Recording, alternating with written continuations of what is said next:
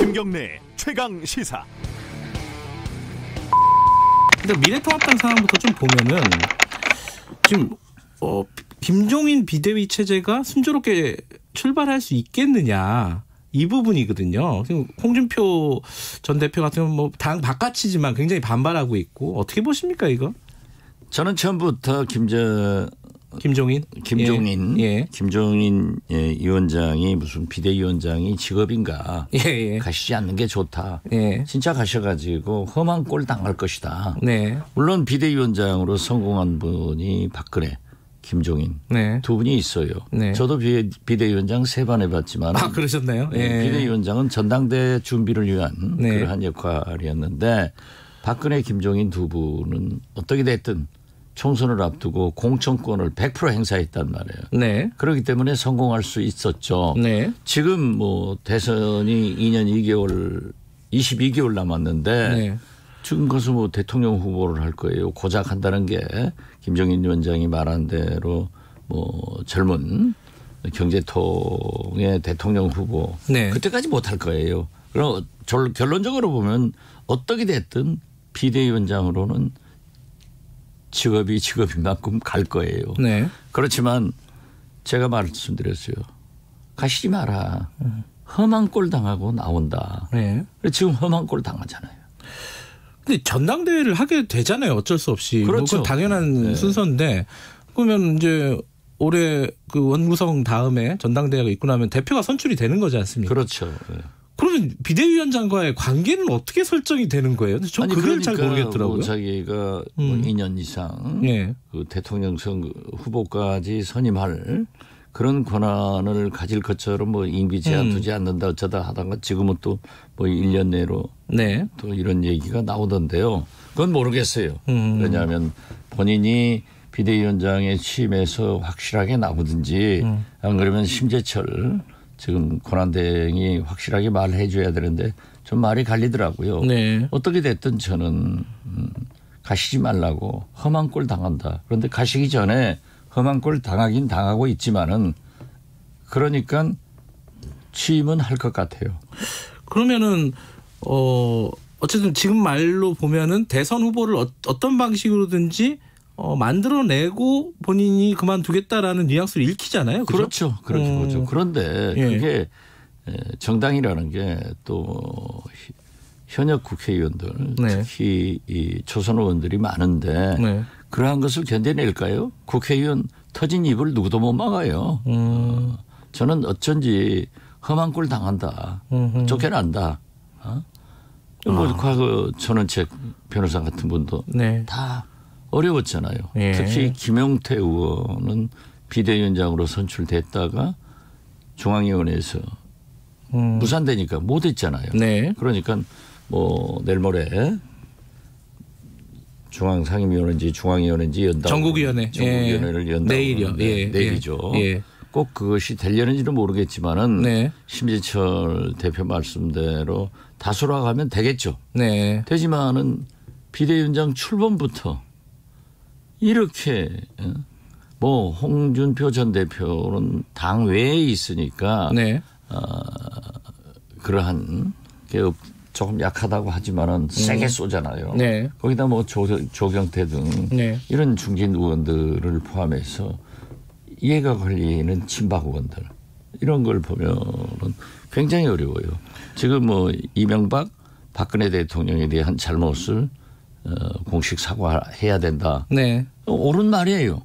그런데 그러한 것을 통합당 내부에서 받아들이느냐. 사실 통합당이 제일 먼저 해야 될 일은 5.18 박근혜를 인정을 하고 대국민 사과를 해야 돼요. 그런데 이런 것은 안 하고 권력 투쟁을 하는데 저는 진짜 왜 가시는지 모르겠어요. 홍준표 당선인 전 대표 같은 경우에는 원래 김종인 위원장 괜찮다 그랬잖아요. 처음에는 근데 왜 이렇게 돌변했을까요? 자기 빼니까. 대선 후보에서? 대선 후보에 이미 시험 끝났다. 이렇게 했잖아요. 유승민, 홍준표, 뭐 안철수 포함해서.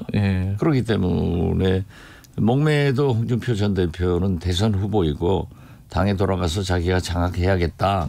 이런 건데 일거에 무산되니까 뭐 동아은행 자기가 수사를 했는데 20분 만에 불어대더라. 이건 어떤 의미에서 보면은 굉장히 그 범죄를 인정하고 예. 그러한 순수성도 보일 수 있지만은 또 그건 저렇게 배짱 약한 그런 나약한 지도자다 하는 것도 하고 그의 그 참 비리 있다. 너는 안 된다. 이런 싸움 아니에요? 근데 이렇게 싸우다 보면은 나중에 복당 자체도 어려워지는 거 아닌가라는 생각도 들어요. 김정인 위원장이 계속 가면은. 김정인 위원장이 계속 가는 한 네. 극적 전환 없이 복당은 굉장히 어렵겠죠. 뭐 구체적으로 바로 여쭤보죠. 그 김종인 비대위원장 체제가 뭐 당에서 여론조사 해가지고 설문조사 해가지고 일단 결정을 했잖아요. 최고위에서. 그렇습니다. 그런데 어제 심재철 의원하고 원내대표하고 안 만났어요. 김종인 위원장이. 이거 왜 김종인 위원장은 생각이 없는 건가요? 오늘 만나는 걸로 그렇게 알려지고 있습니다. 네. 그런데 이제 당이 어려움에 처할 때 수습하는 방법에 관해서는 네. 흔히 이제 두 가닥이 갈라지는데요. 예. 자체에서 조기 전당대회를 열어서 수습하자. 예. 그다음에 비대위로 가자 이런데 공천을 앞둔 시기 이외에 비대위가 성공한 적이 별로 없습니다. 그렇죠. 네. 그러니까 비대위 무용론이 나오는 측면이 하나 있고요. 예. 그다음에 저희들이 지금 참패를 한 데다가 아직 우리 당내 당선자들이나 구성원들끼리 우리 당에 관해서 충분히 그 환경이나 이런 걸 알만한 말하자면 숙려 기간이 없었다고 할까요? 네. 또 이런 것 때문에 지금 당은 당규대로 전당대회를 하면 8월 이전에 전당대회를 해야 하는데 네. 당이 안정도 되지 않은 상태에서 또다시 당권 경쟁에 들어가면 네. 이게 곤란하지 않느냐 이런 두 가지 의견으로 크게 갈라지는 것 같습니다. 네. 그래서 이제 의견을 묻자 일에 대해서 아마 이 비대위가 조금 많이 나온 걸로 알고 있는데 네. 다만 이제 비대위라는 게 비상대책이니까 기간이 좀 짧아야 하지 않겠습니까? 네. 더구나 이번에 이제 당선자들이 새로 나온 상태에서 이게 비대위가 장기적으로 가는 것은 사실상 당의 존재를 부인하는 거나 마찬가지죠. 네. 그래서 이제 비대위로 가고 김종인 위원장을 모신다 하더라도 권한과 시기를 어떻게 할 것인가가 이제 제일 마지막 남은 쟁점으로 그래 알고 있습니다. 그래서 그거 가지고 다시 정리된 다음에 심재철 당대표 대행과 김종인 위원장이 만나서 결론 내지 않을까 이렇게 보고 있죠. 그런데 지금 김종인 위원장은 언론 인터뷰에서 이미 무기한 그리고 전권 이 얘기를 꺼냈습니다. 그러면은 안 되는 거 아닌가요? 지금 말씀하신 걸로 보면은? 저도 그렇게 본인이 요구하시는 걸로 듣고 있었는데 네. 또 어느 자리에서는 내가 기한을 무기한으로 요구한 적이 없다는 말씀도 하셨다는 거예요. 아, 그래요? 예, 그래서 그 부분이 네. 비대위는 보통 정권을 가집니다. 네. 가지는데 언제까지로 할 것인지 예를 들면 전당대회 하도록 규정된 8월 말까지 혹은 정기국회가 끝나는 12월 말까지 네. 혹은 대권 후보를 선출할 때까지 네. 뭐 이런 한 3단계 정도로 구분할 수가 있는데 네. 그 중에서 서로 간에 합의에 이르지 않을까 이렇게 봅니다. 그러니까 지금 그 비대위 체제는 찬성을 하시는데 그 비대위 체제에 김종인 위원장의 권한이나 기간을 어디까지 해야 되는지 이 부분은 좀 정리할 필요가 있다. 일단 이렇게 정리하면 되겠죠, 의원님 말씀은. 그럴 것 같습니다. 예. 예. 그런데 이제 어제 100분 토론에 나온 유승민 의원이 이렇게 얘기를 했어요. 이게 이렇게 전화로 조사해가지고 이렇게 결정하는 방식 자체가 옳지 않고 수도권 낙선자들 뭐 다 모여가지고 교황 선출식처럼 한번 토론을 해봤으면 좋겠다. 당에 대해서 먼저 좀 고민을 하고 아까 말씀하신 맥이 같아요. 숙려 기간이 좀 있어야 되는 거 아니냐. 예. 그거 없이 그냥 비대위로 간다고 잘 되겠냐 이 뜻이거든요. 이게 어떻게 보세요 이 부분은? 사실은 제가 부끄러운 고백을 좀 해야 하는데 네.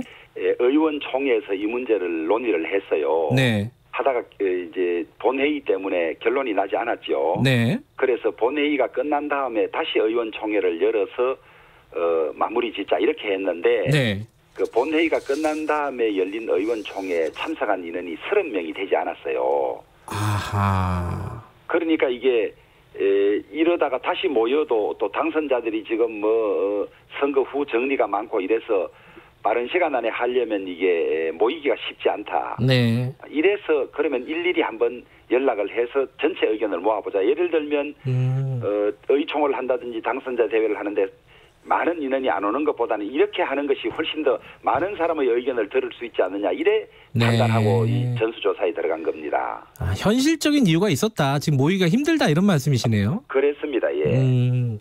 그리고 또 하나가요. 자, 비대위를 하는 거는 뭐 그렇게 결정을 할 수가 있는데 반드시 김종인 위원장이어야 하느냐. 예. 이 부분은 어떻게 보십니까? 이제 비대위원장을 외부에서 모셔서 별로 성공한 경우가 없다. 네. 정당이란 게 정당 고유의 어떤 메커니즘이 있고 네. 거기의 환경이 있는데 외부에서 오신 분들은 소신을 못 펴고 실패한 예가 많기 때문에 외부위원은 필요 없다 이런 주장이 설득력을 좀 갖고 있습니다. 네. 그러면 당 안에서 뽑아야 하는데 네. 당 안에서 정상적으로 뽑는 방법은 전당대회이고 네. 신속히 결정하는 방법이 비대위원장 아니겠습니까? 네. 그런데 당내 비대위원장을 신속히 결정할 만한 그런 동력이 별로 없어요. 네. 왜냐하면 탁월한 지도력을 가진 사람이 있다든지 당원들이 다 동의할 수 있어야 하는데 네. 이제 그러다 보니까 당도 좀 아는 외부인 이러다 보니까 사람이 몇 명밖에 없는 겁니다. 그래요. 그리고 또 이 공천권을 가지지 않은 비대위원장을 맡아서 이 어려운 일을 해주려고 하시는 분이 별로 없어요. 그러다 보니까 네. 그런 조건을 갖춘 분을 따지다 보면 한두 분밖에 없는 거죠. 그렇군요. 예. 사람이 없군요. 그 결과적으로 예. 얘기하면은. 자, 그러면 이제 사람 문제가 있고 또 하나가 아까 이제 기한 문제를 뭐 김종인 위원장이 나는 뭐 그렇게 정권이나 뭐 무기한을 요구한 적이 없다라고 말씀하셨지만 예. 했다고 하시지만은 근데 지금 이제 대선까지 관리하겠다 이런 취지로 얘기는 했어요. 분명히 그 인터뷰에서는. 근데 그걸 이제 기간을 대선까지인지 예. 대선 후보를 뽑을 수 있는 환경을 만들어 놓을 때까지 이제 그건 예. 뭐 정확한 뜻은 아직 확인되지 않았기 때문에 네네. 그런데 이제 많은 당선자들이나 관련자들의 의견이 대선 후보를 뽑을 때까지 한다는 것은 결국 당이 없는 거나 마찬가지죠. 예. 정당이 자체적으로 지도자를 뽑지 못하는 이런 정당과 예. 어떻게 대선을 치르겠습니까? 네. 그래서 많은 의견이 대선 후보 뽑을 때까지 비대위는 좀 너무 과한 것이고 받아들이기 어렵지 않느냐 이런 분위기가 많은 것 같습니다. 그럼 언제가 좀 합리적인 기간이라고 보세요? 비대위로 간다면은? 이제 그것은 제 개인 의견은 있지만은 예. 아직 당선자들 의견이 안 모아진 상태에서 네. 제 의견을 말씀드리는 것은 조금 맞지 않다고 생각합니다. 뭐 전당대회가 여름에 있으면 그 전당대회를 조기에 좀 열고 그때까지로 하자 이런 의견도 꽤 있는 것 같더라고요. 이제 그러면 비대위원장을 모시기가 쉽지 않고 그렇군요. 그게 이제 전당대회를 준비하는 비대위원장이라면 네. 우리가 전당대회 준비위원장을 뽑을 수 있거든요. 전당대회 네. 준비위원회를 만들면 되지 네. 굳이 외부에서 모셔올 필요가 있느냐 또 이런 의견도 있습니다. 그렇군요. 자, 그 다음으로 또 이제 비대위 말고 이제 새로 원구성을 하게 되지 않습니까? 5월 되면은. 그렇습니다. 그러면 원내 촬영탑을 세워야 될 텐데 여기에는 사실은 조영 의원도 상당히 뭐 유력한 후보로 몰망이 오르지 않습니까? 그죠? 제가 당사자가 되다 보니까 좀 말씀드리기가 조심스럽습니다만 예. 흔히 5선 되면 원내대표는 보통 4선 중에서 하다가 후반기에는 3선들이 하고 이러는데 예. 이번엔 아마 우리가 완전히 참패를 했고 네. 또 이 개원국회가 어느 때보다 중요합니다. 네. 그 상임위를 배정하고 그다음에 상임위 위원장을 선출하고 그다음에 중요한 법안들 앞으로 처리 방향을 모두 일괄 협상하는 그런 중요한 때이기 때문에 네. 개원 협상을 해본 경험이 있는 사람이 필요하지 않느냐 또 원내대표 경험해본 사람이 필요하지 않느냐 이런 이야기가 있다 보니까 네. 제 이름도 오르내리는 걸로 그렇게 알고 있습니다. 근데 뭐 이런 위기 상황에서는 역할을 좀 맡아주셔야 되지 않느냐 이렇게 생각하는 분들이 많이 있을 것 같아요. 그죠? 그게 이제 당선 의원들의 뜻이 모아져야 가능한 일이지 하고 싶다고 되는 일은 아닙니다. 뜻이 모아지면 하겠다 이런 말씀으로 받아들이면 되겠네요. 그죠? 근데 지금 이렇게 얘기를 하고 있는 게요. 그 김종인 위원장이 되냐 안 되냐 비대위로 가냐 안 되냐 이 얘기가 뭔가 지금 참패의 원인이라든가 당을 쇄신하는 문제하고는 조금 거리가 있다. 형식적인 얘기만 하고 있는 거 아니냐. 보수를 재건하는 어떤 방향은 도대체 뭐냐. 이런 의문이 나올 수도 있을 것 같아요. 유권자들 입장에서는. 그럼 어떻게 보세요? 이제 저희들로서는 이제 네. 선거를 4번째 4연패를 했고 이번에 참패를 했는데 네. 내부적인 시각의 처방은 여러 번 있었습니다. 네. 그런데 이제는 내부적인 시각의 처방은 효과가 없는 것 아니냐. 네. 그래서 외부적인 시각을 가지고 늘 개혁적인 어떤 그런 말씀을 하시고 해오셨던 그런 분들을 모셔서 우리가 뿌리부터 한번 바꿔보자. 이것이 이제 이 비대위 출범 또 김종인 위원장 말씀이 나온 그런 계기인데 가장 근본적인 것은 한마디로 말씀하면 국민들로부터 저 당이 수권 정당의 면모를 갖추었다고 인정받는 것이거든요. 그런데 네. 거기에서 이제 다시 들어가면 은행에서 국민 신뢰를 얻어야 하고 정책 방향이 국민 공감을 얻어야 하는데 네.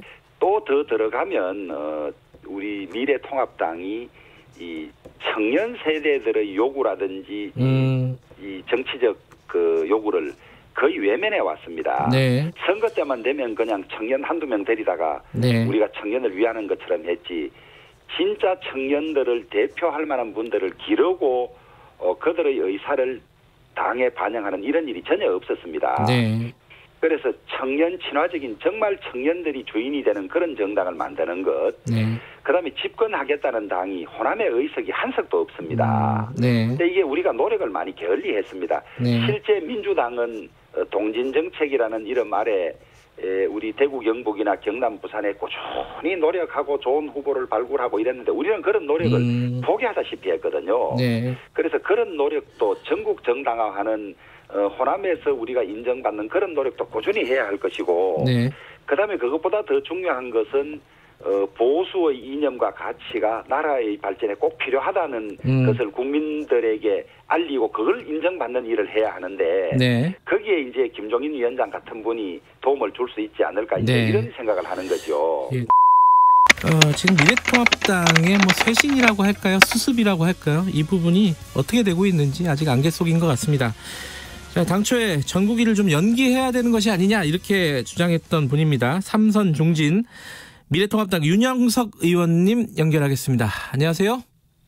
예, 안녕하십니까. 네. 반갑습니다.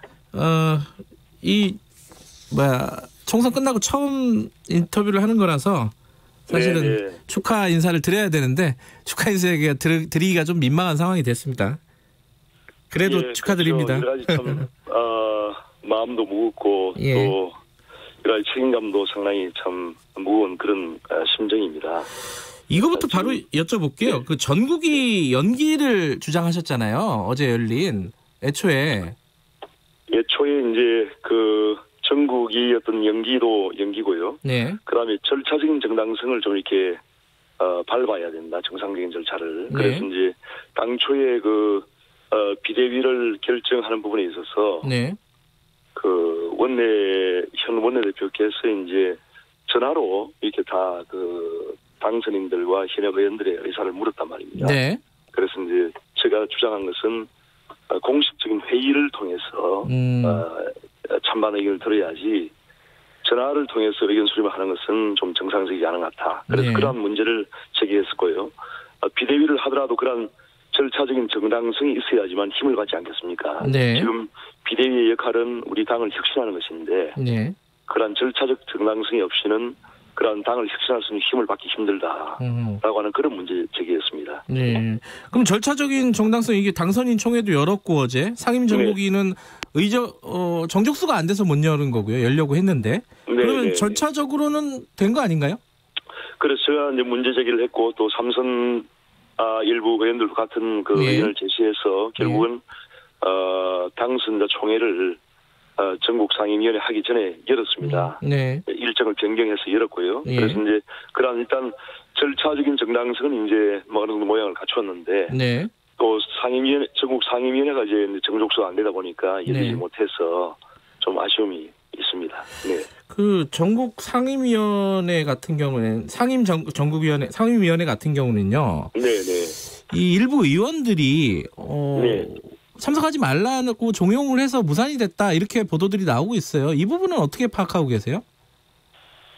글쎄요, 뭐 그러한 부분도 전혀 없지는 않았을 거라고 생각을 합니다. 네. 그래서 그런 것은 좀 저도 그런 부분에 대해서 못마땅하게 생각을 하는데요. 예. 그 어떤 당원들이나 또 전국 상임위원들의 정상적인 의사 표명을 막는 그런 행위는 있어서는 안 되겠죠. 그래서 여하튼 결과적으로 45명의 정원 중에서 17명만 참석을 해서 이제 정족수가 안 됐는데 어제 그러한 그 부분에서 정족수가 돼서 정상적인 회의를 해서 찬반을 토론하고 결론을 냈으면 참 좋았겠다 생각이 들고요. 어제 이제 전국 상임위원회는 당헌 당규를 개정하는 그런 기능을 합니다. 그래서 이제 새로운 비대위의 임기를 현재 8월 30일까지 돼 있는 것을 좀 연장하는 그러한 조치를 하려고 했습니다. 그게 무산되었고요. 결국 이제 비대위원회 어떤 출범 여부를 결정하는 것은 정부위원회거든요. 정부위원회는 정상적으로 열려서 다수가 찬성을 해서 이제 출범을 하게 된 것입니다. 그러니까 비대위를 의결을 하긴 했는데 이제 임기를 4개월로 사실 잡을 수밖에 없는 상황이잖아요. 당헌에 따르면은 그죠? 제가 보기에는 이제 그런 문제는 오늘 또 이제 최고위원 회의를 지금 개최를 하는데요. 아마 논의가 있을 것이고 그 임기 부분은 사후에 그러한 부분을 논의해서 다시 전국 상임위를 열지 않겠는가 지금 예상을 하고 있습니다. 그렇게 되면 김종인 위원장이 비대위원장으로 취임을 한 다음에 본인의 임기를 연장하게 되는 꼴이 되잖아요. 결과적으로는. 그거는 아니죠. 아직 취임은 안 됐고요. 그 전에 하겠다? 취임하기 전에. 전에 취임하기 전에 어떤 이러한 문제를 최고위원들이 지도부에서 논의해서 그런 문제점을 치유하는 쪽으로 하지 않겠는가 생각하고 있습니다. 근데 어찌됐든 지금 상황에서 김종인 위원장은 그 비대위원장 이런 상황에서 못 맡겠다라는 취지로 계속 얘기를 하고 있습니다. 이건 어떻게 봐야 됩니까? 그런 부분은 이제 김종인 지금 비대위원장 지명자죠. 이제 지명자 입장에서 보면은 지금 미래통합당의 어떤 비대위원장 즉 당대표죠. 당대표를 맡아서 뭔가 이 우리 당을 혁신하고 또한 2년 남은 그 대선과 지방선거를 앞두고 당을 정비하고 새로운 인재를 등용하고 그런 일을 하고 싶은 그런 구상이신 것 같아요. 그런데 그런 것을 하기 위해서는 이제 좀 시간이 필요하다라고 하는 그런 입장이기 때문에 4개월 관리형 비대위로서는 그런 게 불가능하기 때문에 아마도 이제 그 임기를 충분히 그 연장하는 그런 조치를 할 것으로 기대하고 있을 겁니다. 그래서 그런 부분은 제가 보기에는 당내에서도 일단 정부위원회에서 이제 177대 80으로 거의 2배 이상 다수로 그것을 통과시키기 때문에 결국은 당원들도 이제 김종인 비대위 체제가 좀 필요하다는 것은 어느 정도 공감대가 형성이 됐다고 생각하거든요. 그러기 때문에 당 지도부에서도 김종인 비대위원장 지명자의 그러한 뜻을 이렇게 같이 수립해서 아마 협의를 할 겁니다. 하고 그런 임기 연장 조치를 할 것으로 저는 예상을 합니다. 지금 홍준표 전 대표 같은 경우 지금 당 외부에 있지만은요. 계속해서 이제 김종인 지명자라고 할까요? 이분을 공격을 하고 있습니다. 이런 식으로 얘기를 해요. 80이 넘는 부패 노정객에게 저렇게 매달리고 있다니 이 당은 자존심도 없는 헛개비 정당이다. 이런 말에 대해서는 어떻게 생각하십니까? 여러 가지 이제 뭐 완벽한 사람이 어디 있겠습니까? 그래서 다 이제 어떤 장점과 단점을 다 이제 가지고 있는 것인데요. 당초에 이제 홍준표 지금 당선인께서도 전 대표께서도 당초에는 이제 김종인 비대위 체제가 필요하다는 그런 말씀을 하셨거든요. 그런데 이제 그 이후에 어떤 임기나 권한에 대해서 어떤 이게 확정이 되지 않다 보니까 여러 가지 어떤 정해지지 않다 보니까 좀 비판적인 입장으로 변화가 되신 것 같은데 저도 이 김종인 비대위가 체제가 들어서더라도 그런 임기나 또 어떤 권한 역할에 대해서는 명확하게 그걸 설정하고 출범을 해야 된다고 저는 생각합니다. 그래서 그렇게 된다면은 당내 다수가 동의하지 않겠는가 생각을 합니다. 근데 아까 말씀드렸듯이 이제 김종인 비대위 체제가 만약에 출범을 한다면은 그 이후에 이제 당원 뭐 임기라든가 이런 것들을 결정을 할 거라고 당원 개정은 새로운 비대위원장이 추진할 거라고 심재철 원내대표가 얘기를 하고 있거든요. 이 생각은 아닙니다. 반대를 하시는 건가요? 그러면? 그러니까 그 이제 임기에 관한 문제가 지금 관건이지 않습니까? 그래서 임기에 대한 부분은 비대위 출범 전에 정리가 될 것입니다. 될 것이고 될 것으로 저는 예상을 하고 있습니다. 그 이후에 어떤 당의 혁신 과정에서 당헌 당규 개정이 필요한 사항이 있으면 그것은 이제 그때 가서 또 이제 정비를 하겠죠. 예. 네. 알겠습니다. 이 부분에 대해서는 사실 본질적으로는 네. 이제 총선 참패 이후에 당을 어떻게 수습할 거냐인데 크게 보면 두 가지입니다. 하나는 자강론, 하나는 네네. 외부 수혈 비대위 이런 겁니다. 네. 지금 이제 윤영석 당선인께서는 외부 수혈 비대위 쪽으로 갈 수밖에 없는 상황이다. 이렇게 지금 생각을 하시는 거죠? 꼭 그런 것은 아니고요. 예. 당연히 자강도 해야 되고 예. 또한 외부의 그런 장점도 우리가 받아들여서 외연 확장을 해야 된다는 겁니다. 예. 그래서 이제 어차피 5월 8일 날 새로운 원내대표가 이제 선출될 것이기 때문에 예. 원내대표를 중심으로 21대 국회의원 당선자들이 같이 어떤 우리 당을 강력한 그런 야당으로 만들 수 있는 그러한 어떤 방안들을 수립하고 네. 또 방향을 설정하고 새로운 비전을 제시하고 정책들을 만들어갈 것입니다. 네. 그와 함께 이러한 외부의 어떤 그런 장점을 흡수하고 외연을 확장하기 위한 그런 외부 수혈 비대위도 필요하다는 것이죠. 그래서 어떤 내외부가 같이 네. 자강과 또 함께 어떤 외연 확장을 함께 할 수 있는 그러한 체제가 좀 필요하고요. 왜냐하면 이제 혁신이라는 것이 어떤 외부의 그런 어떤 그 장점을 흡수하고 네. 하는 그런 혁신도 굉장히 필요하거든요. 그래서 네. 지금 상황에서는 어제 이제 당원들도 그렇게 결정을 했고 네. 전국위원회에서 그렇기 때문에 외부의 어떤 그런 비대위 네. 그런 부분도 필요한 측면이 있다고 저는 생각합니다. 네. 같이 가야 된다. 같이 가야 된다. 그럼 어쨌든 비대위는 필요하다. 외부 수혈을 해서 비대위가 들어서는 것이 지금 상황에서는 어쩔 수 없는 선택이다라고 말씀을 하시는 거잖아요. 그죠? 그러니까 자강과 함께 예. 그런 외부의 어떤 비대위도 같이 필요하다는 것이죠. 그런데 이제 같이 가야 된다. 네. 비대위를 만들더라도 꼭 네. 김종인 박사일 필요가 있느냐.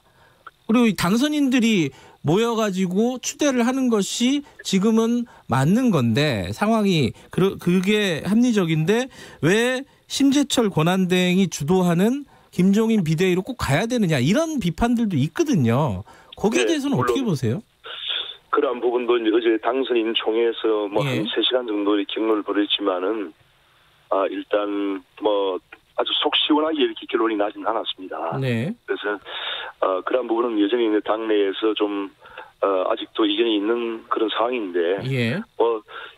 어떤 정당에서 어떤 민주정당에서 그러한 네. 이견이 존재한다는 것은 뭐 불가피한 것이죠. 그렇지만은 김종인 비대위 체제가 지금 필요하다는 것이 아무래도 다수라고 저는 생각하고 있습니다. 네. 유영석 네. 당선인께서도 김종인 비대위 체제가 필요하다고 계속 말씀하시는 거고요, 그죠?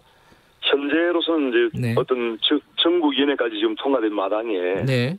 그것을 만약에 또 부정을 한다면은 네. 우리 당이 어떻게 되겠습니까? 그 예. 혼란은 걷잡을 수가 없을 것입니다. 그렇기 때문에 그러한 어제 전국위원회에서 정상적으로 네. 그러한 결정을 했기 때문에 177대 80으로 네. 그것은 인정해야 된다고 저는 생각합니다. 네. 물론 이제 뭐 지명자가 그것을 수락하지 않는다면은 네. 그거는 또 어쩔 수 없는 그런 일이죠. 예. 네. 그래서 임기 문제가 해결된다면은 네. 수락할 것으로 저는 생각합니다. 네. 당 밖에서는 근데 이런 시각이 있을 수 있겠습니다. 유권자들이 특히 그렇게 볼 수 있을 것 같은데 네. 이 사실 막판에 들어오시긴 했지만은 김종인 상임선대위원장이 총괄선대위원장이 네. 사실 선거를 이끄는 분 아니겠습니까? 미래통합당에. 네. 그런데 패장이에요. 참패를 냈어요.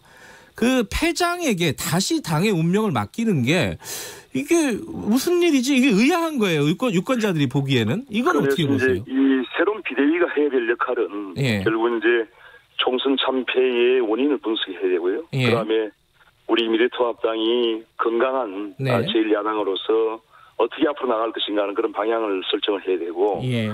또한 여러 가지 이제 코로나19 이후에 어떤 국민들이 좀 삶이 굉장히 어렵지 않습니까? 네. 그런 상황에서 야당으로서 어떤 정책 대안을 제시하는 그런 역할을 해야 되는데 네. 그런 측면에서 볼 때 이제 아무래도 김종인 그 비대위원장 지명자 같은 경우에는 여러 가지 어떤 국정 경험이나 또 네.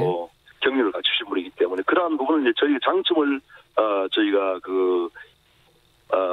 장점을 생각해서 역할을 맡기겠다는 것이고요. 앞으로 이제 제가 그 비대위원장 새로운 비대위 체제에 주문을 하고 싶은 것은 네. 정말 우리 당이 어떤 이 총선 참패를 딛고 새로운 어떤 정당, 수권 정당의 면모를 보이기 위해서는 인재 등용을 과감하게 해야 됩니다. 그래서 네. 젊은 어떤 정치인들을 등용하겠다는 그런 부분도 저는 상당히 공감이 되고요. 그다음에 네. 그동안에 우리 당이 이렇게 총선에 참패하고 그동안에 참 어려운 길을 걸어온 것은 네. 개파 간에 서로 배제하는 그런 정치를 했기 때문에 네. 이런 결과가 왔다고 저는 생각합니다. 그래서 저는 새로운 비대위가 어떤 정치인을 배제하는 그런 어떤 정치를 하기보다는 네. 정말 지금 이번에 무소속으로 당선되신 그런 분들도 빨리 복당을 시켜야 되고요. 네. 그다음에 유승민 의원이라든지 또 오세훈 전 시장, 나경원 전 원내대표, 네. 또 심재철 원내대표 지금 이번에 당선이 안 되셨는데, 네. 여하튼 이런 분들을 당에서 역할을 할 수 있도록 그렇게 여건을 만들어줘야 되고, 네. 앞으로 저는 그동안에 안철수 전 의원의 네. 그런 국민에 대한 세력까지 우리 당이 포용을 해야 된다는 그런 주장을 해왔었습니다. 그래서 새로운 비대위 체제에서 가능하다면은 네. 안철수 전 의원과 국민의당 세력까지 정말 네. 흡수해서 우리 미래통합당이 수권 정당으로서 네.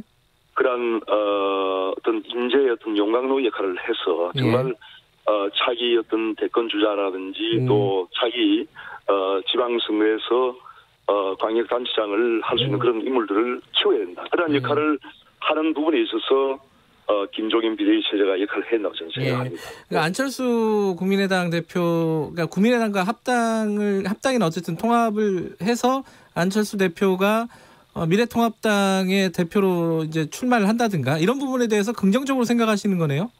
그렇죠. 그런 부분에서 이제 앞으로 그러한 여건을 만들고 네. 차기 전당대회가 이제 있을 거 아닙니까? 네. 있을 때 그러한 부분에서 정말 모든 분이 같이 참여를 해서 예. 전당대회에 참여하는 그런 것이 가장 저는 앞으로 바람직하다 이렇게 생각을 하고 있습니다. 근데 이거는 지금 비대위 체제랑은 조금 결이 다른 얘기긴 한데 김종인 지명자, 내정자라고 할까요? 김종인 박사가 얘기한 40대 경제통 기술론, 40대 경제 기술론, 요게 당내 내부 반발을 좀 키웠다 이런 분석도 좀 있어요. 이 40대 경제 기술론 이거 어떻게 보세요? 우선 지금 시대 정신이 네. 지금 코로나19로 인해서 이제 경제적으로 상당히 충격이 크지 않습니까? 네. 97년 IMF 당시에 128만 명의 실업자가 생겼는데요. 네. 그러한 상황에 비견될 정도로 지금 상당히 경제 충격과 네. 고용 쇼크가 지금 올 것으로 지금 예상이 되고 있지 않습니까? 예. 이러한 상황에서 이러한 문제를 해결할 수 있는 경제적인 식견을 가진 그런 지도자는 반드시 필요한 것이고요. 그다음에 예. 40대라고 하는 것이 꼭 이제 나이를 이야기한다기보다는 네. 젊은 정치인들의 어떤 세대 교체 이런 네. 것을 이제 말씀하셨다고 저는 생각합니다. 네. 그렇기 때문에 꼭 40대 예. 이건 아니라고 생각하고요. 예. 연령으로 어떤 사람의 어떤 젊음을 그거는 판가름할 수 없다고 생각하고 좀 생각이 젊으면은 그거는 60대 70대라도 얼마든지 지도자가 될 수 있는 것이죠. 알겠습니다. 그렇기 때문에 예. 그러한 젊은 생각과 또 새로운 비전과 또 경제적인 해안을 가진 그런 지도자가 필요하다는 것은 누구나 공감하지 않겠습니까? 예. 근데 지금 이제 비대위 체제가 말씀하신 대로 일이 잘 풀리면은 빨리 출범할 수 있겠지만은 당장은 네. 지금 안 되고 있지 않습니까? 그러면 뭔가 조금 혼란이 있지만 예. 저는 그러한 혼란이 잘 수습될 것으로 예상을 하고 있습니다. 언제쯤 출범할 것으로 예상하십니까? 대략? 글쎄요, 5월 한 중순 초중순까지는 출범하지 않겠습니까? 네. 다른 체제, 다른 대안은 지금 비대위 체제, 김종인 비대위 체제 말고 다른 것들은 지금 생각하고 있지 않으신 거네요. 그죠? 제 개인적인 생각이 그렇게 중요하겠습니까? 하지만 이제 전반적인 상황을 네. 볼 때 그렇게 네. 예측이 된다는 것이죠. 예. 네. 예. 삼선 중진이시고 그래서 개인적인 생각도 되게 중요할 거라고 생각을 해서 제가 네. 여쭤봤습니다. 네. 알겠습니다. 오늘 말씀 잘 들었습니다. 당내 혼란이 좀 수습이 되면 한 번 더 모시도록 하겠습니다. 고맙습니다. 당내 상황이 워낙 좀 복잡해서요. 어제 최고위에서는 조영태 위원께서 회의 중간에 나가셨다고 보도가 났어요. 어떤 문제가 있었던 겁니까? 아닙니다. 어제 회의가 예. 비공개 회의가 있었습니다. 네. 정상적으로 회의를 끝내고 네. 끝낸다 어떤 의논할 거 의논 다 하고 네. 그런 게 없지 싶어서 나왔는데 예. 이후에 또 내용들이 좀 바뀌었어요. 제가 없는 사이에. 예. 그래서 회의를 좀 더 매끄럽게 했으면 아쉬움이 있습니다. 일부러 뭐 나오신 건 아니고 나오고 나니까 조경태 위원 빼고 회의가 진행이 됐군요. 그런 분위기는 그런 건 아니었겠지만 예. 어제 사실은 전국 상임위원회를 여는 것을 유력하게 하고 네. 하는 걸 듣고 제가 나왔는데 네. 또 그 부분이 여러 가지 부분에서 조금 유보적인 입장으로 아마 돌아선 것 같습니다. 네. 아니 그 임기 문제를 해결하려면 전국 상임위를 열긴 열어야 되잖아요. 근데 유보됐다는 말은 어떻게 그런 결정을 하겠다는 거죠? 그래서 아마도 이제 전국 상임위원회가 늘 열기가 현실적으로 좀 여러 가지 측면에서 어려움이 있다고 판단한 건지 제가 그 부분에 대해서 잘 확인이 안 됩니다만 저는 이번에 지난번에 그 판명이 났던 그게 전국위원회와 또 전국상임위원회를 연달아 열지 않았습니까? 예. 그리고 당선자 총회에서 있었던 여러 가지의 의견들을 취합했을 때 8월 30일 날 우리가 그 전당대회를 열도록 당연 단계에 있거든요. 네. 더불어민주당도 8월 달에 전당대회를 한다고 합니다. 네. 우리도 좀 정상적으로 전당대회를 치르는 것이 바람직하지 않느냐 이런 생각을 합니다. 그러면은 조경태 위원께서는 지금 전국 상임위를 상임 전국이죠. 상임 전국위를 열 필요가 없다고 생각하시는 건가요? 저는 이번에 최고위원들이 제가 그때도 주장했습니다만 그 이제 본인들이 뜻대로 안 됐대 가지고 계속 상임 전국위원회를 여는 모습은 바람직한 모습은 아니지 않느냐. 열었을 때 그 뜻이 반영이 된 거니까 우리 지도부가 너무 지나치게 주장하는 것은 바람직하지 않다는 취지로 반대 의견을 이야기했습니다. 예. 지금 당내에서요. 지금 청년 비상대책위에서 이런 목소리를 냈습니다. 제1야당이 김종인이라는 한 개인에게 이렇게 무력하게 읍소하는 초유의 사태가 발생을 했다. 그래서 당 지도부 전원 즉각 사퇴하라. 이 지도부라면 이제 최고위원들도 다 포함될 텐데 여기에 대해서는 어떻게 생각하십니까? 저는 어제 심재철 권한대행께 지금 말씀을 그와 같은 얘기를 했습니다. 사실은 이제 우리가 20대에 어떤 책임을 졌던 지도부고 21대에도 새로운 지도부를 구성해야 되고 또 새 당선자가 계시지 않습니까? 그분들에게 그 무거운 짐을 우리는 그 짐을 내려놓자. 그리고 그분들이 책임지고 당을 운영할 수 있도록 해야 된다 하는 그런 취지의 말씀을 드렸고요. 어제 비공개 회의에서도 저는 우리 지도부가 최고위원들이 용퇴를 하는 것이 좋겠다. 다 함께 내려놓자는 취지로 말씀을 드렸습니다. 저는 그 청년 비대위의 주장에 대해서 저는 100% 공감합니다. 전원 지도부들이 일단 사퇴하고 쇄신을 하자 이런 말씀이시네요. 네네네. 그러면은 근데 지금 지도부들이 다 사퇴를 해버리면 공백 상황이 돼버리잖아요. 이게 리더십이. 이 부분 그래서 제가 그래서 제가 하루라도 빨리 원내대표를 뽑아야 된다. 새 원내대표가 권한 대행을 지금 심재철 원내대표께서 권한 대행을 하고 계시지 않습니까? 권한 대행을 하면서 당을 추스려 나갈 수 있도록 해야 된다. 그래야만이 힘이 실리고 우리가 이러한 혼란을 수습할 수 있다. 그런 취지의 말씀드렸습니다. 지금 새 원내대표 선출은 8일 날 하는 걸로 돼 있죠? 예, 8일 날 오후에 하도록 하는 걸로 이제 거의 확정이 된 것 같습니다. 그럼 새 원내대표가 8일 날 선출이 되고 그 원내대표가 권한대행을 이어가면서 쇄신을 하고 혁신을 하고 뭐 수습을 하자 이런 말씀이시네요, 그죠?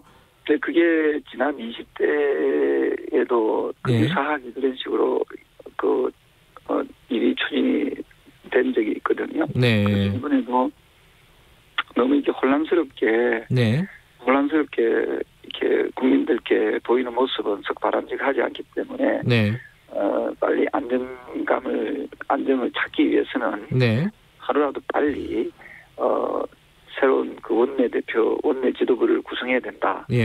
그것이 대안이 될 수 있다 이렇게 보고 있습니다.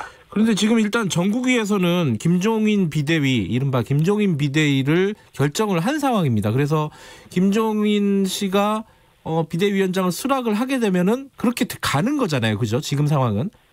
그렇습니다. 근데 이제 전국위가 열리고 난 이후에 김종인 전 상임 선대위원장 측에서 거부 의사를 밝혔다는 언론의 보도를 봤거든요. 그게 사실이라면은 저는 그 거부 의사를 존중해야 된다는 입장이거든요.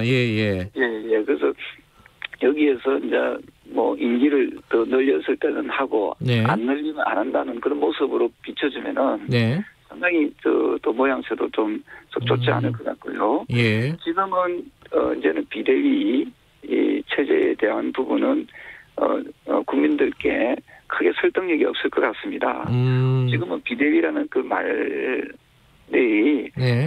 분란만 야기시키는 분란만 초래하는 그런 어떤 그 이름으로 이제 들리거든요. 그래서 저는 이제는 비대위에 대한 미련을 이제 버려야 된다. 비대위라는 그 표현이 갈등으로 비춰지고 또 다른 측면에서 욕심으로 서로에 대한 욕심으로 비춰지기 때문에 이게 바람직한 모습은 아니지 않느냐. 그래서 저한테 의견을 물어보신다면은 원내대표가 직무대행을 해서 정상적으로 이게 수습하는 그 정상적인 전당대회를 치러서 이게 당연 단계에 8월 31일로 아마 있을 겁니다. 8월 전대를 치르는 데까지 직무대행을 맡는 것이 바람직하다 이런 생각을 합니다. 그런데 지금 김종인 위원장은 전 위원장이죠. 기자들한테 자기는 거부하는 그런 의사표현 한 적이 없다. 내가 한 소리가 아니다. 이렇게 얘기를 했어요. 이게 되게 모호한데 딱 잘라서 한다 안 한다가 아니고 계속 밀당을 하는 기분이에요. 느낌이에요. 김종인 전 상임선대위원장께서 8월 31일까지 하도록 하는 것이 이번 전국위원회에서 나온 결론이지 않습니까? 일단 그렇죠. 당원들이 뜻입니다. 그것을 명확하게 본인이 받을 건지 안 받을 건지 그 부분을 말씀하시면 되거든요. 그래서 저는 그 나머지 부분을 자꾸만 논의하게 되면은 방금 말씀드렸던 대로 이 비대위가 혼란과 분란만 이렇게 야기시키는 그런 비대위가 된다는 거지요. 원래 비대위를 우리가 구성하려고 했던 가장 큰 취지와 목적은 사실은 총선 패배에 대한 어떤 그 원인 분석과 그보다 더 시급했던 것이 혼란을 수습하기 위해서 비대위를 구성하려고 했던 것입니다. 그런데 이 혼란을 초래하는 비대위는 비대위의 원래 시당초에 우리가 하고자 했던 취지는 맞지 않는 거지요. 비대위가 오히려 혼란을 초래하고 있다. 지금 현재도 그렇지 않습니까? 그래서 지금은 이 분란을 야기시키고 혼란을 초래하는 이 비대위의 어떤 이 부분은 사실은 이제 저는 그 설득력을 많이 잃었다. 하고 생각하고 우리 내부적으로 우리 스스로가 힘을 기르고 내부 정비를 통해서 나아가는 것이 좋겠다 하는 부분이 있습니다. 그런데 전임 상임선대위원장 아닙니까? 김종인 씨가. 그거를 수락할 때도 막판까지 밀당이 있었고 마지막 순간에 수락을 했습니다. 그래서 그렇게 되지 않겠느냐. 이번에도 똑같이 이렇게 예상하는 사람들이 있어요. 글쎄요. 지금 이 상황에서 그런 직을 맡았을 때 과연 어떻게 볼 것인지 지금 이미 여러 가지 보면서 내일 예상을 많이 입은 상태에 있는 그 비대위 어떤 그런 부분을 과연 어떻게 수습할 수 있을지 저는 사실은 이제는 비대위보다는 빨리 당선자 총회를 열어서 우리 이번 총선 패인을 분석하고 또 국민들께 사죄하고 반성하는 모습 이런 부분이 이제는 우선되어야 된다 하는 생각을 하게 됩니다. 여기 지금 조경태 위원님 한숨과 말투에서 굉장한 고민이 느껴집니다. 그런데 지금 위원님 생각에 반대하시는 분들, 그러니까 김종인 비대위를 주장하시는 분들은 현실론을 얘기하고 있는 거예요. 아니, 지금 당의 리더십이 부재한 상황인데 김종인 비대위 말고 대안이 뭐가 있느냐. 여기에 대해서는 뭐라고 말씀하시겠어요? 저는 그분의 주장도 저는 존중합니다만은 자신이 없으면은 당을 접어야지요. 어떤 분이든 할 수 있습니다. 우리 330만 명의 당원들이 똘똘 뭉쳐서 또 고민하고 할 수 있다는 그런 각오로 한다면은 저는 해낼 수 있다 보거든요. 물론 김종인 전 상임선거위원장님 훌륭하신 분이긴 하지만 또 못지않게 또 할 수 있는 그런 분들도 계시고 또 자꾸 우리의 운명을 우리의 문제를 우리 스스로 해결하지 못하면서 수권 정당이 되겠다고 말할 수 있겠습니까? 저는 자신감을 가지고 이제 남한테 의존할 것이 아니라 우리 스스로가 힘을 기르고 우리 스스로가 정말 반성하고 대안을 제시하는 모습 그런 모습이 이제 국민들과 당원들에게 보여줘야 된다 이런 생각을 합니다. 지금 말씀하시는 게 이제 대표적으로 자강론 아니겠습니까, 그죠? 그런데 지금 비대위원장 대안으로 다른 비대위원장 후보군을 내세우셨어요. 예를 들어서 장기표 씨, 이주영 국회 부의장, 박찬종 전 의원 이런 분들이 비대위원장을 맡으면 비대위를 또 할 수도 있는 건가요? 어떻게 보세요? 저는 앞서 말씀드렸던 대로 이제는 비대위는 이제 우리는 이제 포기해야 된다. 사람 문제가 아니네요, 지금. 사람 문제가 아니고 이제 비대위라 하면은 갈등으로 비춰지고 분란으로 비춰지고 욕심으로 비춰지는 이 비대위는 이제 우리 이제 그만 논의하자. 애시당초에 비대위에 어떤 거를 세우려고 했던 그 목적과 취지에는 이제는 많이 한참 벗어났습니다.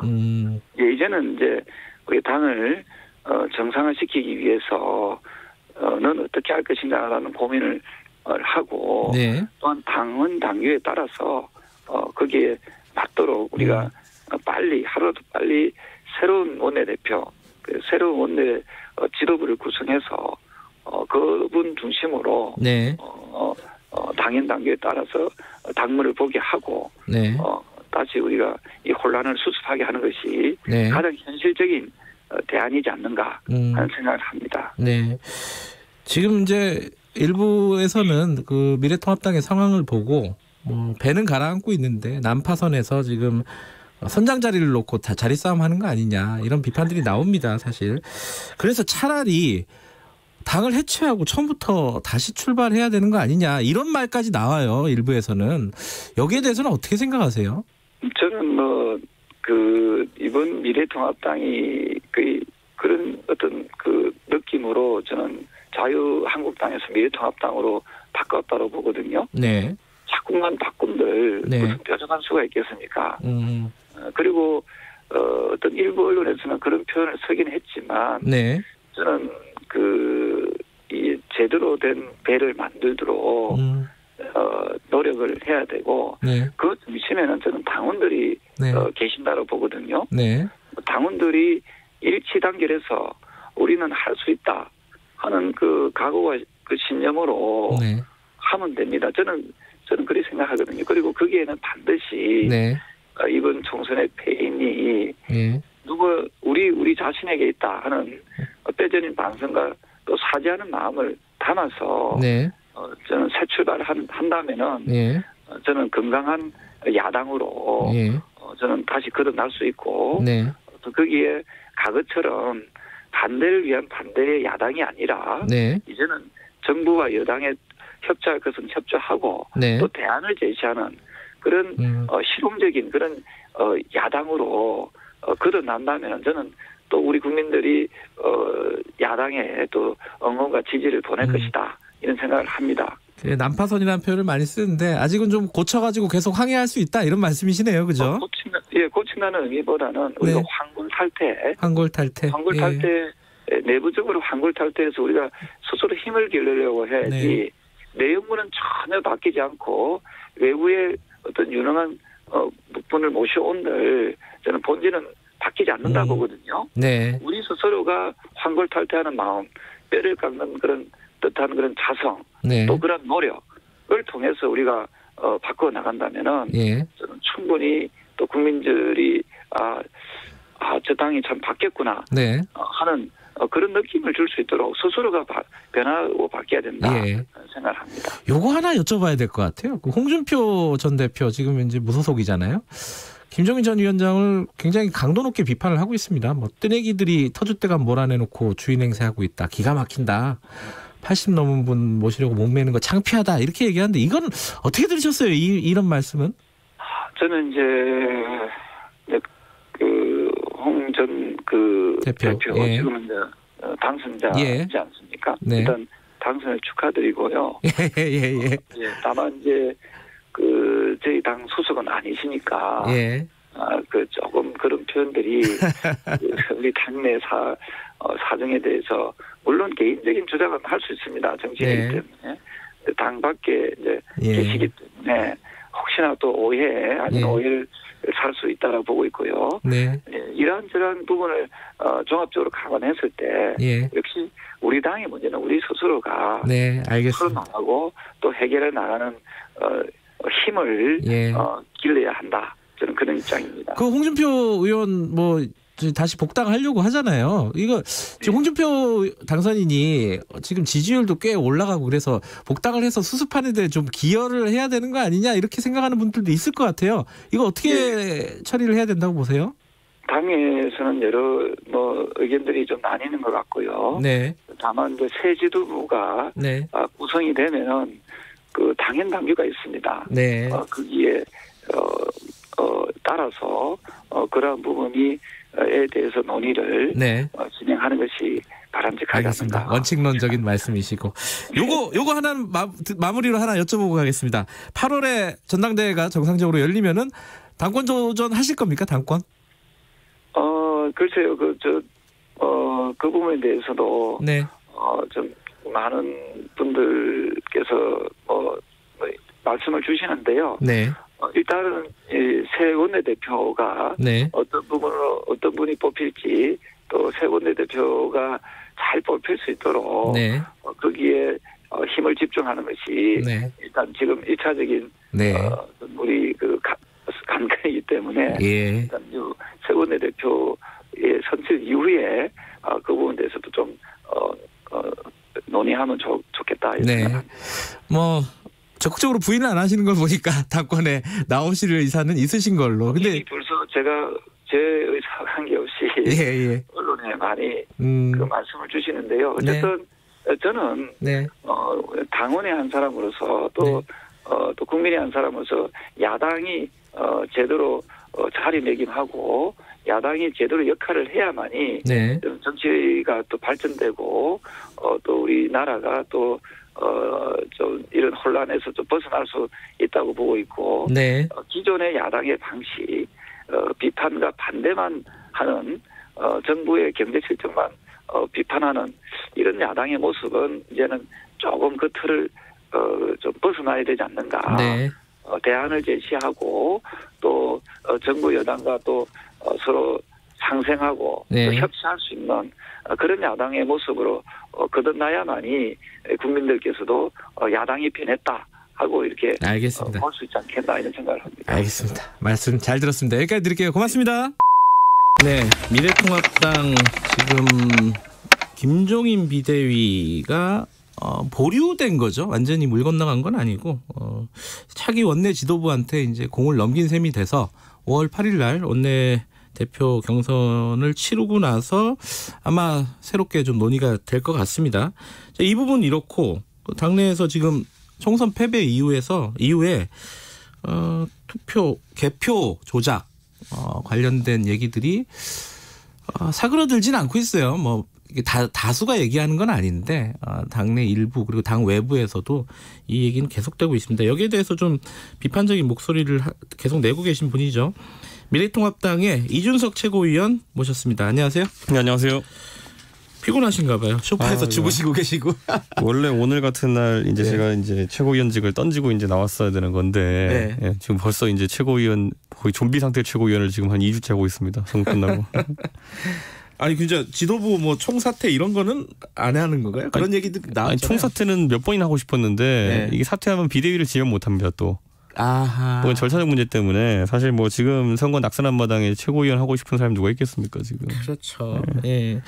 지금 그 김종인 비대위 체제를 가니 많이 막 말이 많다가 전국위에서 간다고 결정을 했잖아요. 예. 근데 지금 임기 문제가 걸려가지고 매듭이 안 져졌어요. 그죠? 그러니까 그 당원 당규를 개정하는 건 상임전국위원회 몫인데 거긴 또 성원이 안 됐어요. 그래가지고 그날 처리하지 못했고 그러다 보니까 임기가 지금 당원대로라면 4개월짜리 비대위입니다. 그래가지고 김종인 전 장관이 그거를 받기는 좀 애매하다. 그래서 지금 보류된 상태라고 보면 되죠. 근데 제가 궁금한 거는 그러니까 김종인 비대위를 하니마니가 꽤 오래됐잖아요. 논란이. 근데 왜 김종인 그 전 장관에게 매달릴 수밖에 없는 건가요? 지금 상황이 한 사람한테? 그런 분이 별로 없죠. 실질적으로 예전에 박근혜 대통령도 문재인 대통령도 선거의 고비에 그분을 비대위에 모셨던 것이 사실은 뭐 그 정도의 정치적 경험과 그리고 정책적 식견 거기에 더해가지고 결국 그 나이가 있기 때문에 대권 가도에는 또 크게 욕심이 없는 뭐 이런 그 이상적인 약간 비상지도자의 느낌 뭐 이런 게 있기 때문에 계속 여러 정당에서 러브콜이 오는 것 같은데 이번에 이분이 오시기 전에 이제 그 홍준표, 유승민 및 현재의 당에 있는 대권 주자들 갖고는 안 된다라는 말을 하면서 그 약간 대주주들한테 전부 다 이제 좀 대주주들 좀 비판을 받고 있는 그런 상황이 됐습니다. 이준석 최고위원 개인적으로는 김종인 비대위 체제가 어떤 대권 주자를 만들어내는 상황까지 좀 한 1년 정도 넘게까지 진행이 돼야 된다고 보시는 거예요? 저는 이제 어쨌든 비대위라고 하는 것이 저도 해봤지만은 이게 그 어느 정도 임기가 보장되지 않으면 힘을 못 받습니다. 저 사람 뭐 전당대회만 준비하고 갈 거야 이러면은 사실 어느 누구도 비대위에 관심을 갖지 않거든요. 그렇기 때문에 하려면 좀 임기를 줘야 된다 이런 입장이고요. 사실 이런 생각을 해요. 지금 당 대표를 그러니까 비대위를 빨리 종결한다는 거는 당 대표를 뽑는 전당대회를 빨리 한다는 건데 제 개인적인 예측으로는 지금 만약에 여론조사를 돌려가지고 다음 중 어떤 사람이 미래통합당의 당대표가 됐으면 좋겠습니까? 하면은 뭐 저야 개인적으로 아는 분들 좋은 분들 많지만은 대중 여론조사를 해보면은 아마 당선되실 분은 딱 한 분입니다. 관심 없음이라는 분이요. 그래요? 모르겠음 또는 관심 없음이라는 4글자 이름을 가진 분이 당선될 가능성이 높습니다. 그래서 저는 이 얘기를 왜 하냐면은 지금 그때까지의 분위기를 만들어야 되는 거예요. 제가 아까 말했듯이 훌륭하신 정치 지도자들 예를 들어 뭐 불출마한 유승민 의원부터 이번에 선거 뒤에 뭐 지치신 좀 황교안 대표, 그다음에 오세훈 전 시장, 이번에 안타깝게 낙선한 뭐 이런 분들 전부 다 당 대표를 충분히 맡을 수 있는 훌륭한 분들이거든요. 다만 이분들이 정치적으로 최근에 정치상을 딛고 다음 단계로 재기를 하려면은 어느 정도의 시간은 필요한 거거든요. 그러니까 그렇지 않으면은 이분들이 전당대회나 아니면 대권 레이스에 끼지 못하고 오히려 아까 말했듯이 좀 대중적인 인지도라든지 아니면은 좀 그런 어떤 뭐 알려지지 않은 분들이 나와가지고 전당대회를 치르게 되면은 약간 무관심 전당대회가 될 수 있다. 뭐 이런 약간 걱정도 있습니다. 그러면은 뭐 현실적으로 그런 어떤 시간을 벌어주는 측면에서도 김종인 비대위가 출범을 하는 것이 어떤 적절한 임기를 가지고 그렇죠. 그게 좋겠다라고 보시는 거네요, 그죠? 그리고 저는 보수가 이제 한번 방향 전환해야 될 때가 왔거든요. 네. 그러니까 보수가 안 바뀌는 게 보수가 아닙니다, 원래. 네. 자기 혁신을 할 줄 아는 게 보수인데 예를 들어 이 이명박 대통령 들어오던 그 전환기에는 네. 박세일 교수가 그 당시에 주도해가지고 네. 보수의 담론을 선진화로 바꿔놨습니다. 네, 그랬던 적이 있었고 그 다음에 이제 박근혜 대통령이 이제 새누리당을 만들 시기에 네. 그때 이제 김종인 전 장관 등의 주도로 국민 행복 시대. 거기다가 좌클릭, 경제민주화, 중도화 뭐 이런 것들 다 이뤄냈던 것이거든요. 네. 근데 지금은 보수가 그 다음 세대에 뭔가 보수의 방향성이 뭐다를 제시 못하고 있어요. 근데 이거 하는 역할은 좀 이데올로그적인 측면이 있는 분이 해야 되거든요. 아까 언급했듯이 김종인 전 장관이 2012년에 그걸 했던 것처럼. 그래서 그걸 다시 한번 어떤 이데올로그적인 측면이 있는 사람이 해놓고 그다음에 정치 지도자들이 나서는 게 좋다 이렇게 봅니다. 뭐 현실적으로는 그런 선택지가 합리적일 수 있는데 이제 외부에서 보기에는 나이가 이제 그 90이시잖아요, 그죠? 80 좀 넘었어요. 80 좀 넘었네. 네. 80 넘었고 네. 그리고 옛날 정치인의 이미지를 갖고 있잖아요. 네. 새로운 정치라기보다는 근데 그런 분한테 쇄신을 맡기는 게 이게 좀 약간 거꾸로 가는 느낌이다. 이런 느낌은 있어요. 밖에서 보기에는 사실. 이해찬 대표도 나이가 아주 많으신 건 아닌데 네. 뭐 이미지 때문에 아주 좀 오래 정치를 하셨기 때문에 네네. 그런 예전 정치인 같은 이미지가 있는데 이번 어쨌든 총선 지휘해가지고 승리하시지 않았습니까? 그러니까 저는 뭐 나이가 문제라기보다는 네. 어떤 개혁적 사고를 가졌냐가 중요할 것인데 네. 지금 김종인 전 장관 같은 경우에는 당장 나 메시지 보십시오. 70년대생으로 젊게 가야 된다. 네. 뭐 이런 것들.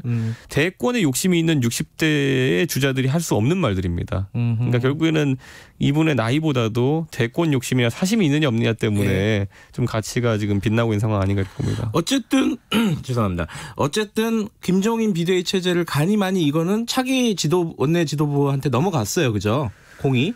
그렇죠. 그런데 이제 원내 지도부에 있는 인사들이 예. 저한테 이제 조심스럽게 원내 지도부 선거에 나가려고 하는 예. 인사들이 조심스럽게 저한테 물어보더라고요. 최고위에 있으니까. 예.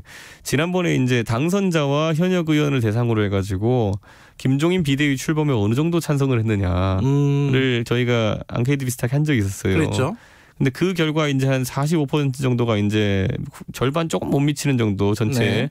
그러니까 김종인 체제에 지지를 보낸다 이랬는데 이분들은 세부 데이터가 알고 싶은 거예요. 뭐냐면은 낙선한 분들의 판단은 어땠는지 아니면은 당선자분들의 판단은 어땠는지. 네. 그래서 제가 답변을 드렸죠. 몰라요. 그래서 혼란에 빠진 겁니다. 지금 원내대표 나가시는 분들은요. 네. 여러 가지 정책적 공약도 내셔야겠지만은 제1 공약이 뭐가 됐냐면은 아마 다들 물어볼 겁니다. 나는 김종인 비대위에 그렇죠? 찬성한다 반대한다. 그게 핵심이겠죠. 거기서부터 옳은 판단해야 되기 때문에 네. 이분들의 계산이 좀 복잡해진 상황인데 네. 어제 오늘 이분들의 기사로 조합된 반응들을 보면은 김종인 비대위에는 찬성한다로 몰려가고 있는 것 같아요. 그 말은 뭐냐면 당선자들 네. 중에서 특히 이제 초대선이 많지 않습니까? 이분들의 분위기는 어쨌든 김종인 비대위로 가는 것이 적절하다 이렇게 보고 있는 게 아닐까 싶습니다. 요번에 원내대표 원내대표 선거의 핵심적인 쟁점은 김종인이 될 수밖에 없다. 그죠? 그렇죠. 그리고 큰 반대 의견을 내는 사람도 없을 것입니다. 아마. 예. 전체적으로요? 예, 그렇게 예상하세요? 원내대표 선거, 원내 지도부 선거에 나가는 분들은 특히 그럴 겁니다. 근데 지금 이제 사실은 원내대표 선거가 5월 8일이잖아요. 예. 그러면은 한 일주일 정도 짧게 잡으면 한 일주일 정도 사실상 공백 상태가 되는 거예요. 그죠? 저는 좀 길지 않아요, 공백이? 그 이상의 공백 상태도 지금 우려하고 있는 것이 예. 만약에 5월 8일 날 어떤 지도자가 나와가지고 원내 지도부가 네. 원내대표가 뽑히고 네. 그분이 의견을 밝힌다 해도 다음 상임 전국이 소집하려면 최소한 1, 2주 또 걸립니다. 그 기간을 감수해야 되는 지금 상황이기 때문에 네. 오늘부터 기점으로 따지면 한 2, 3주 동안 지도부 공백은 어쩔 수 없습니다. 그런데 지금 김종인 비대위 문제가 매듭이 져지지 않으면은 밖에 있는 무소속으로 당선된 분들 있잖아요. 홍준표 당선인이라든가 뭐 김태호 당선인이라든가 들어오는 게 지금 사실 불가능한 상황이잖아요. 그죠? 그 비대위원장도 결정 못 하는데 그분들 복당을 누가 결정하겠습니까? 그리고 비대위원장으로 만약 김종인 그 전 장관이 내정된다면은 네. 아니 그분한테 맹공했던 최근에 뭐 과거에 뭐 뇌물수수했다 뭐 이렇게 공격했던 분 같은 경우에 불편하지 않겠어요? 근데 이제 그분 이제 홍준표 대표죠. 홍준표 대표가 그렇게 말할 수밖에 없었던 사정도 전 이해는 하는 게 네. 예전에 김종인 전 장관이 비대위원장으로 이제 그 민주당에서 활동할 때 이해찬 대표랑 각을 세우더니만 진짜 끝까지 싸웠어요. 그러니까 이 김종인 장관이 여러 가지 얘기를 하면서 시건을 하는 분은 아니라는 거예요. 네. 그렇기 때문에 시건을 하는 분은 아니기에 뭐 홍준표 대표가 조급함 때문에 좀 그런 얘기를 했던 것 같은데 그게 오히려 도구로 작용하지 않을까 이런 생각합니다. 근데 그런 얘기도 하셨잖아요. 유진석 의원께서. 네. 그 홍준표 당선인 같은 경우에는 미래통합당을 통해서 좀 우회적으로 미래한국당이죠. 미래한국당. 예. 우회적으로 들어오는 건 어떻겠느냐. 이건 전략적으로 할 수 있는 방법이라고 보세요. 저는 그건 이제 홍준표 대표도 정치적으로 아주 경륜이 있는 분이기 때문에 네. 알 겁니다. 이제 지금 상황에서 본인의 조기 복당이라는 것이 네. 문제가 되는 것은 그분이 어쨌든 원내대표 선거나 아니면 그 당권 그러니까 전당대회 이런 곳에 영향을 끼치려는 것이 아니냐라는 우려도 좀 있다는 것. 그것 때문이기 때문에 미래한국당은 언젠가는 뭐 공수처 구면이 끝난다든지 이러면 네. 언젠가는 당연히 미래통합당과 합당할 겁니다. 네. 그럼 어떤 본인이 그런 문제 특히 미래한국당 같은 경우에는 지금 19석의 의석을 갖고 있고 전원 초선 비례이기 때문에 당장 별도 교섭단체가 된다고 하면은 가장 문제가 되는 것이 원내대표 할 사람이 없다. 예. 그리고 예. 뭐 그 외 당대표 할 사람도 솔직히 예. 당선자 중에 없다. 뭐 이런 문제일 텐데 저는 뭐 그분들 입장에서는 나쁘지 않은 조건이다. 뭐 일정 부분 좀 마음이 상하고 좀 속이 상하는 부분도 있겠죠. 내 친정으로 네. 돌아가는데 왜 이렇게 복잡하냐 이럴 수도 있겠지만은 반대로 또 보면은 100% 확실한 방법이거든요. 그거는. 예. 이건 홍준표 당선인의 의지에 달려 있겠네요. 이 부분은 그죠? 이미 계산은 다 끝났을 겁니다. 예. 물어보진 않으셨어요? 개인적으로? 그분 전화 안 받습니다. 예. 전화 안 받아요.